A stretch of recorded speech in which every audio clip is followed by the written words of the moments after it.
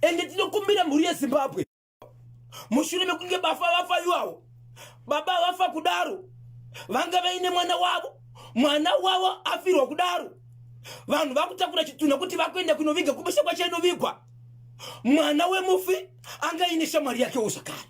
Okay. Shamwari yake yakati handisari ndiri kuenda newe kuperekedzawo hama yangu yafirwa nababa vake vari murodhi. Shamwari iyoyo moti vakanga ari yafa yaita zvokubhoira vachizama kuvhura chivharo kuti mvura pamwe ingabuda panze pressure ikadzikira. Yes. Mwana uyu paakajamba achitiza ndobva ajambira murodhi ndobva arohwa nemota achibva afa ipapo ari kuperekedza wacho. hey.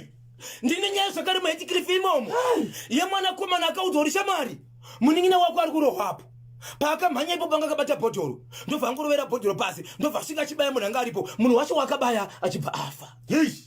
baba Isabel Heathcliff ndopinda maisendral mbire ndio province yangu kwenda wekudimba. Yes. Baba Patrick sudzulaitinzwe inzwai mhuri yeZimbabwe nyaya iriko ikoko ndiye mukadzi anga achifungidzirwa kuti arodana nemukwasha zvokutofungidzirwa pamwe atori nevana nemukwasha.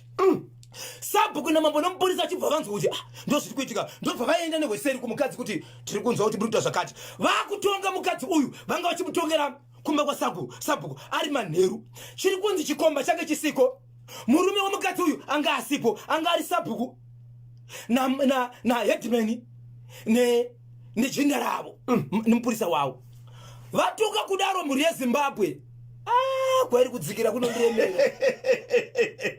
kudzikira kunondiremera regai ndibva ndangopesa zvandiri asi chiripo kutaura kuno kuheadman nasabhuku nemupurisa wavo vakatopiwa samoni namambo chitsungu vari kudiwa kudare musi wanaini hamai kunotongwa asi zvovari kutongerwa muri yeZimbabwe garai padhuze right muchazvinzwa.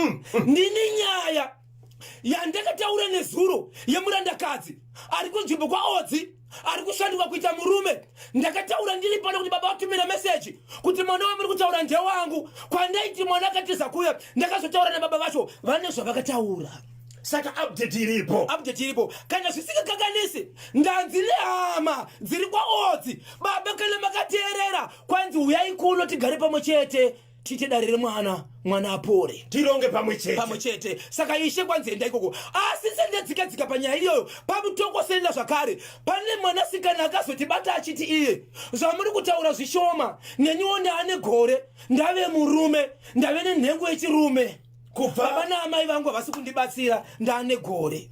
Zvaka baba Isabel vanenge vachida kukubatai mushure mechirongo vachida kukupai dzimwe nyaya dziri kupisa kunzvimbo dzakasiyana uye vachitsvaga kanhamba dzavabatsiri nhamba dzenyu dzinoti kudini. Ichokwadi muri yeZimbabwe rega ndiri vanichetizo makomborero wakana kuti nyaya yenyu munofanira kuti mugondibata panhamba isina chipomerwa nhamba isinganyadzise nhamba inoti iyo 0771 545 025 0771 545 025 0736 263536 0736 263536 ndapota musabipa. Tinotenda vasati vanyudza gejo regai kandikupei kamashoko ari kubva kuvasawira vedu veBridge First Capital vanoti ivo, are you a civil servant or a pensioner?